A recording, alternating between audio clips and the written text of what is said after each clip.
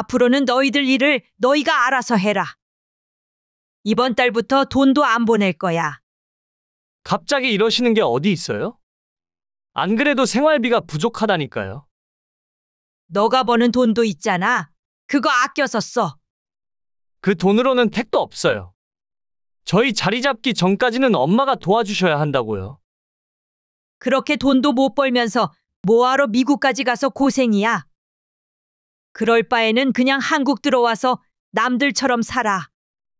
미국에서 애 낳아서 키우면 아이 교육에도 좋고 지영이도 미국 생활을 좋아해요. 걔가 미국 생활 좋아하면 같이 나가서 돈 벌면 되겠네. 아무리 물가 비싼 미국이라 해도 맞벌이 하면 먹고 살 걱정은 안 해도 되잖아. 엄마 아빠도 그동안 너희한테 할 만큼 했다. 다 커서 결혼까지 한 자식한테 계속 생활비 주는 부모가 세상에 어디 있어? 갑자기 이러시는 게 어디 있어요? 지난주에 한국 갔을 때는 아무 말씀 없으시더니. 솔직히 3년 만에 한국 오는 자식이 부모 선물은 껌 한 통을 안 사오는데 내가 그런 놈한테 무슨 말을 하겠니? 오늘 이야기 속의 주인공은 62세 김 씨와 그녀의 아들 며느리에 대한 사연입니다. 김 씨는 최근 있었던 어떤 사건 때문에 부모 자식이라는 특수 관계에 대해서 다시 생각하게 되었어요. 원래 김 씨 부부는 자식에게는 모든 걸 다 주어도 아깝지 않다 생각했었는데 이제 와보니 그런 태도가 아들과의 관계를 망치는 길이었단 걸 깨달았습니다. 아들이 젊은 나이에 결혼하며 며느리와 함께 미국에서 살고 싶다는 말에 몇 년 동안 미국 유학 비용과 생활비까지 전부 지원을 해주었어요. 고생 끝에 자리를 잡고 영주권까지 얻었지만 그런 아들이 3년 만에 한국에 오면서 김 씨 부부의 선물만 쏙 빼놓고 온 게 아니겠어요. 대단한 선물을 바란 적도 없지만 부모를 생각하는 마음이 전혀 없는 아들이었기에 부모의 마음도 싸늘하게 식을 수밖에 없었죠. 김 씨 부부에겐 성의 표시조차 하지 않은 아들이 처가에는 어떻게 해왔는지 알게 되자 김 씨는 뭔가 단단히 잘못됐다고 생각했습니다. 자식에게 다 퍼주기만 한다고 좋은 관계를 유지할 수 없었고 오히려 그것이 독이 되어 돌아오는 것 같았어요. 부모 마음은 눈꼽만큼도 알아주지 않는 아들에게 아무것도 주고 싶지 않았습니다. 김 씨의 남편은 40대 초반까지 대기업을 다니다가 나와서 사업을 시작했고 김 씨도 남편의 사업이 자리를 잡기 전까지는 맞벌이를 하며 직장을 다니다가 50이 거의 다 되어 퇴직을 했어요. 부부 사이에는 공부 잘하는 아들이 하나 있었고 한국에서 손꼽히는 좋은 대학에 들어갔습니다. 김 씨는 아들이 대학을 졸업하면 대기업에 취직해 탄탄대로를 걸으며 잘 먹고 잘 살 줄 알았어요. 하지만 군대를 다녀온 아들은 미국에서 공부를 하고 싶다며 유학을 보내달라고 말했습니다.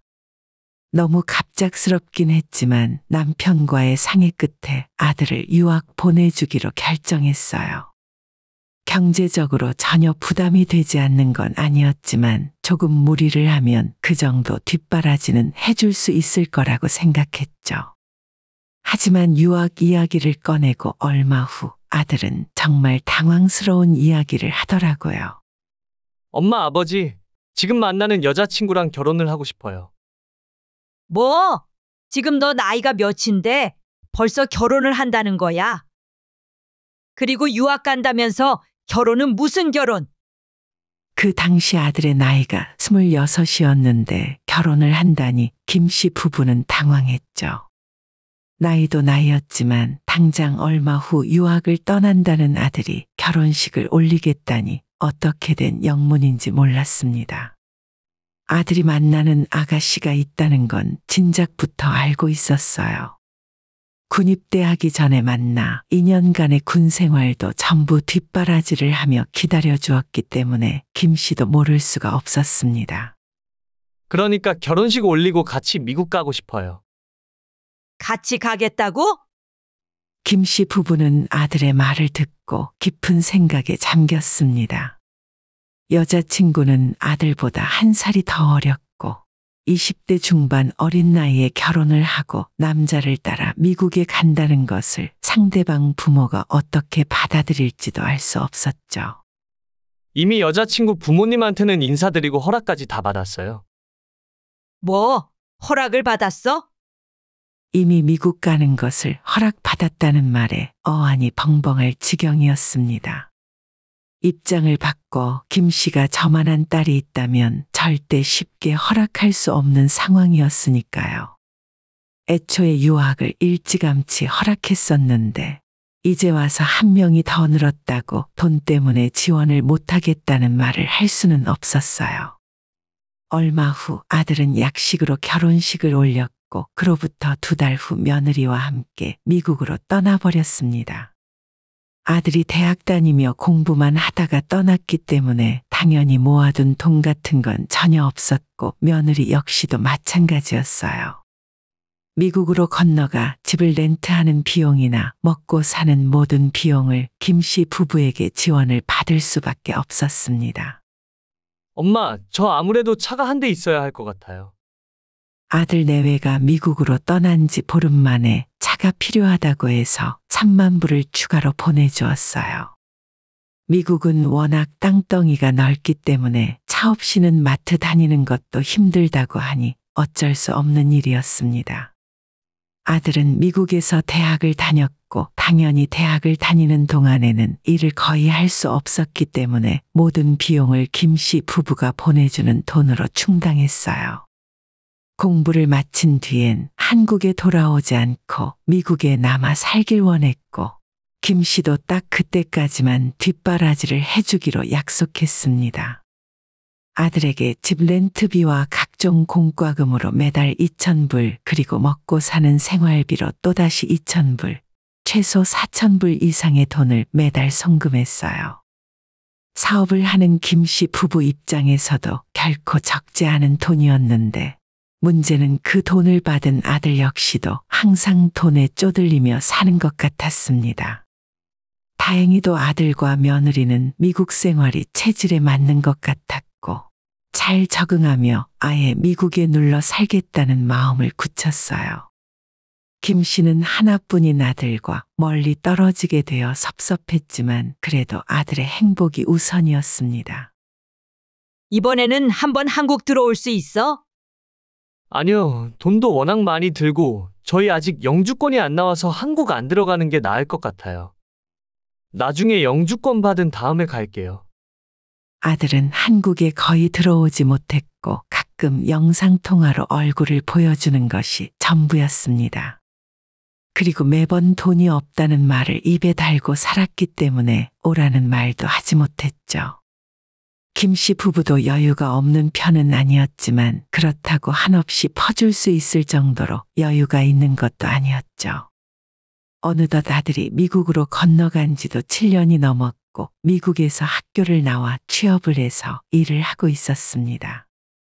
영주권을 받는 조건을 맞추기 위해 다니는 직장이라 연봉이 그리 많지 않았고 본인 수입으로 생활비 충당하기도 힘들다는 아들에게 매달 3,000불씩 보내주고 있었어요. 그렇게 고생을 하며 살던 아들이 드디어 영주권을 받았다는 소식을 전해왔고 끝이 안 보이는 뒷바라지를 하던 김 씨 부부도 드디어 한숨 돌리나 싶었죠. 아직은 당분간 이 회사를 계속 다녀야 할 것 같아요. 영주권 나오자마자 직장을 옮기면 이민국에서 안 좋게 볼 수도 있다 하더라고요. 그러냐? 연봉은 안 올려준대. 그건 말도 못 꺼낼 것 같아요. 그래서 말인데 2년 정도는 계속 생활비를 지원해 주셨으면 좋겠어요. 너희들 둘 다 영주권 나온 거면 이제 지영이도 일할 수 있지 않아? 지영이는 영어가 아직 유창하지 못해서 밖에서 일하는 건 힘들 것 같아요. 아, 맞다. 저희 다음 달에 휴가 받아서 한국 들어갈 거예요. 김 씨는 아들이 한국에 들어온다는 소리에 귀가 번쩍 뜨였어요. 돈을 계속 보내달라는 아들의 말도 아무 상관없을 정도였죠. 근데 저희 이번에 들어갈 때 아무것도 못 사갈 것 같아요. 비행기 티켓값 계산하고 나니까 돈이 너무 없더라고요. 혹시나 그것 때문에 서운해하시지 말라고 말씀드리는 거예요. 기분 좋은 소리를 하다가 또다시 돈 이야기를 꺼내는 바람에 순간 확 깨는 느낌이었죠. 돈이 없어서 선물도 못 사온다는 아들의 말에 김 씨는 어떻게 반응을 해야 할지 알 수 없었습니다. 그래도 직장 다니며 버는 돈도 있고 김 씨가 매달 3,000불씩을 보내주고 있는데 작은 선물 하나 사올 돈이 없다는 것이 이해가 가지 않았어요. 하지만 또 다르게 생각해보면 여유가 없는 상황에서도 부모를 보고 싶어서 무리하게 한국을 찾는 상황일 수도 있겠다 싶었죠. 애써 서운한 마음을 감추고 아들이 오는 날만 손꼽아 기다렸어요. 아들을 위해 좋아하는 반찬도 만들어 두었고 평소 갈비찜을 좋아했는데 비싼 한우갈비를 사다가 잔뜩 만들었습니다. 그저 먼 타지에 살며 고생하는 아들을 위해 상다리가 부러지게 음식을 차렸죠. 한국에 도착한 아들은 며느리와 함께 찾아와 김 씨가 차린 음식으로 맛있게 식사를 하고 오랜만에 회포를 풀며 하루를 보냈어요. 그리고 다음 날부터는 아들 며느리가 모두 약속이 있다며 매일 외출을 나갔습니다. 몇 년 만에 보는 아들이라 얼굴을 더 보고 싶어도 아침 일찍 나갔다가 저녁 늦게 들어와 잠만 자고 다시 나가버렸죠. 그러더니 미국으로 돌아가기 이틀 전에는 며느리가 양손 가득 백화점 쇼핑백을 들고 들어왔습니다. 미국에는 이런 물건을 찾기 힘들더라고요. 딱 봐도 브랜드 옷과 신발들인데 그게 미국에 왜 없는지 이해를 할 수 없었어요. 어느덧 열흘의 시간은 화살같이 지나갔고 아들이 다시 미국에 가기 전날 마지막 저녁 식사를 함께 했습니다. 그런데 너희들은 언제쯤 아이를 가질 생각이야? 미국은 아이 키우기도 좋다고 하던데. 엄마, 요즘은 자식들한테 그런 거 물어보면 옛날 사람이래요. 아들의 말에 머쓱해진 김 씨는 더 이상 아무런 말도 할 수 없었습니다. 아들 부부가 결혼한 지 8년이 다 되어가고 20대 중반이던 아들의 나이는 30대 중반이 되었지만 손주 소식은 전혀 없었어요. 그리고 저희 사정에 아직 애는 무리예요. 애 하나 더 낳으면 경제적으로 파산할지도 몰라요. 아들의 돈 이야기는 김 씨에게 비수처럼 날아와 꽂혔고 그 말에 살짝 화가 난 남편이 김 씨 대신 물었습니다. 너희들은 자꾸 돈이 부족하다고 하는데 그렇게 힘들면 미국에서 사는 의미가 있냐? 우리가 언제까지 너희들을 도와줄 수 있겠어? 너희 엄마도 진작 환갑이 넘었고 나는 내일 모레면 칠순이야. 원래 영주권 받으면 서비스 타임이라고 2년 정도 일을 해주는 거라 하더라고요. 그 뒤로는 돈을 더 많이 받는 회사로 옮길 거예요. 저희가 애를 낳으려면 일단 지금 타고 다니는 차가 너무 작아서 힘들고요. 아버지가 SUV 한 대 뽑아주시면 생각해 볼게요. 남편의 말에도 아들은 전혀 신경을 안 쓴다는 듯 또다시 돈 이야기를 꺼내버렸죠. 그 말에 남편도 그냥 입을 다물어 버렸습니다. 아이 언제 낳냐는 부모의 말에 큰 차 사달라는 아들의 대답은 정말 부모로서 받아들이기가 어려웠어요. 30대 중반이 된 아들은 아직도 부모에게 경제적인 지원을 바라면서 본인은 몇 년 만에 만나는 부모를 위해 껌 한 통, 양말 한쪽 사오지 않았죠.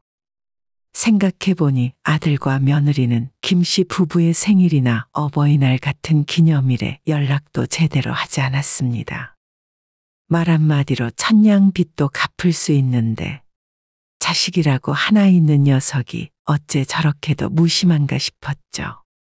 즐거운 분위기에서 마쳐야 할 아들과의 마지막 식사는 서로 돈 이야기만 하다가 어색하게 마무리되었고 부부는 일찌감치 잠자리에 들었습니다. 저녁을 좀 짜게 먹었는지 새벽에 일어나 물을 마시러 거실에 나온 김 씨는 아들 며느리가 있는 작은 방에서 두 사람이 나누는 대화 소리를 듣게 되었어요. 우리 환전한 돈은 다 쓴 거 맞아? 다 썼잖아. 어제 남은 돈은 전부 우리 엄마한테 용돈으로 줬어. 잘했네. 장모님이 다음 달에 생신이라고 했지? 용돈 얼마 드렸는데? 남은 현금 거의 다 드렸으니까 한 200만 원 정도. 그 정도면 되겠지? 어차피 우리가 미국에서도 매달 그 정도로 보내드리고 있었으니까. 아, 맞다. 장모님은 선물 마음에 드신대? 원래 엄마가 그 브랜드 좋아하시거든. 며칠 전에 며느리가 양손에 들고 온 백화점 브랜드 옷이 사돈에게 주는 선물이었나 봅니다. 그리고 김 씨 부부에게는 아무것도 선물을 준 것이 없으면서 처가에만 용돈까지 주는 모습이 너무 서운하게 느껴졌어요. 조용히 이야기를 듣고 있던 김 씨는 기가 막히다 못해 뒷골이 당길 지경이었죠. 김 씨가 아들이 잘 살았으면 하는 마음에 보내주는 돈을 아들과 며느리는 다시 한국으로 보내 사돈의 용돈으로 보내고 있었습니다. 그러니 아이도 없이 둘이 살면서 매달 돈이 없다는 말을 입에 달고 살았던 거죠. 처음으로 아들에게 모든 걸 다 해주며 살았던 것을 후회하게 되었습니다. 안방으로 돌아와 김 씨는 방금 들은 이야기를 남편에게 전했고 남편도 충격을 받았는지 한동안 말이 없었어요. 이제 그 자식에게 한 푼도 보내주지 마. 그리고 다음 날 아들과 며느리는 아침 일찍 공항으로 떠났고 원래는 공항까지 배웅을 나가려고 했던 김 씨 부부였지만 그냥 현관에서 작별 인사를 나누었어요. 짧은 시간이지만 참 많은 일이 있던 열흘이었습니다. 아들은 미국에 도착하자마자 바로 김 씨에게 잘 도착했다는 전화를 했고 그날 은근슬쩍 말을 꺼냈던 세차 이야기도 빼먹지 않았어요. 엄마, 근데 저희 진짜 차 바꿀 때가 되긴 했어요. 제가 알아보니까 괜찮은 SUV 5만 불이면 살 것 같더라고요. 아들의 말을 듣는 순간 피가 차게 식으며 정이 떨어지는 느낌이 들었습니다. 차 사고 싶으면 너희 돈으로 사라. 김 씨의 쌀쌀맞은 대답에 아들은 당황한 것 같았죠. 한 번도 아들의 부탁을 거절한 적이 없는 김 씨 부부였지만 이번만큼은 아니었습니다. 앞으로는 너희들 일을 너희가 알아서 해라. 이번 달부터 돈도 안 보낼 거야. 갑자기 이러시는 게 어디 있어요? 안 그래도 생활비가 부족하다니까요. 김 씨가 생활비 지원도 중단하겠다는 소리에 아들은 깜짝 놀라 펄쩍 뛰었어요. 너가 버는 돈도 있잖아. 그거 아껴서 써. 그 돈으로는 택도 없어요. 저희 자리 잡기 전까지는 엄마가 도와주셔야 한다고요. 그렇게 돈도 못 벌면서 뭐하러 미국까지 가서 고생이야? 그럴 바에는 그냥 한국 들어와서 남들처럼 살아. 미국에서 애 낳아서 키우면 아이 교육에도 좋고 지영이도 미국 생활을 좋아해요. 걔가 미국 생활 좋아하면 같이 나가서 돈 벌면 되겠네. 아무리 물가 비싼 미국이라 해도 맞벌이 하면 먹고 살 걱정은 안 해도 되잖아. 엄마 아빠도 그동안 너희한테 할 만큼 했다. 다 커서 결혼까지 한 자식한테 계속 생활비 주는 부모가 세상에 어디 있어? 갑자기 이러시는 게 어디 있어요? 지난주에 한국 갔을 때는 아무 말씀 없으시더니. 솔직히 3년 만에 한국 오는 자식이 부모 선물은 껌 한 통을 안 사오는데 내가 그런 놈한테 무슨 말을 하겠니? 엄마 아빠가 준 돈으로 처가에 생활비 가져다 주면서 우리한테 차까지 사달라는 건 무슨 염치니? 그 말을 하자마자 아들은 말문이 턱하고 막혔습니다. 정말 그날 이후로 김 씨 부부는 아들에 대한 모든 지원을 끊어버렸고 아들과 며느리는 말 그대로 비상이었어요. 매달 나가는 돈이 있고 처가에 주는 생활비도 있을 텐데 혼자 외벌이 수입으로 감당할 수 있는 돈이 아니었습니다. 매일 아들에게서 전화가 걸려와 잘못했다며 용서를 빌었고 다시 생활비를 보내달라고 요구했지만 전부 거절했어요. 그로부터 한 달도 지나지 않아 며느리가 나가서 일을 시작했다는 소식을 듣게 되었습니다. 영주권도 나왔으니 진작에 일을 하려면 얼마든지 할 수 있었는데 시댁에서 보내주는 돈만 믿으며 언제까지고 편하게 살 수 있을 줄 알았죠. 며느리가 일을 시작한 뒤로 아들 부부에게 큰 변화가 생겼습니다. 그동안 미국이 그렇게 좋고 미국에서 평생 살고 싶다던 아들과 며느리는 요즘 들어 부쩍 한국으로 들어오고 싶다는 말을 자주 했어요. 모아둔 돈이 없었기 때문에 한국에 들어오면 당장 살 집이 문제였고 그 집만 김씨 부부가 해결을 해주면 미국 생활을 포기하고 한국으로 오겠다 하더라고요. 하지만 그동안 아들에게 지원해준 돈만 서울 아파트 한 채 값이 넘었고 당장은 아무것도 해주고 싶지 않았습니다. 그래서 아들이 한국에 들어오고 싶다는 말을 꺼내도 김 씨와 남편은 무시했어요. 그렇게나 원하던 미국 생활이었는데 김 씨가 지원을 끊자마자 바로 포기해버릴 수 있다는 것도 어처구니가 없었죠. 이제 김 씨는 더 이상 아들에게 예전만큼 신경을 쓰지 않았습니다. 만약 아들과 며느리의 진심 어린 사과를 받더라도 이전처럼 무턱대고 달라는 대로 퍼주는 일은 없을 거예요. 모든 걸 다 해주는 것이 좋은 부모의 역할이 아닌 것임을 잘 알게 되었으니까요. 오늘의 영상은 여기까지입니다. 이 글을 보신 모든 분들의 노년에 웃음과 행복만 가득하기를 기원합니다.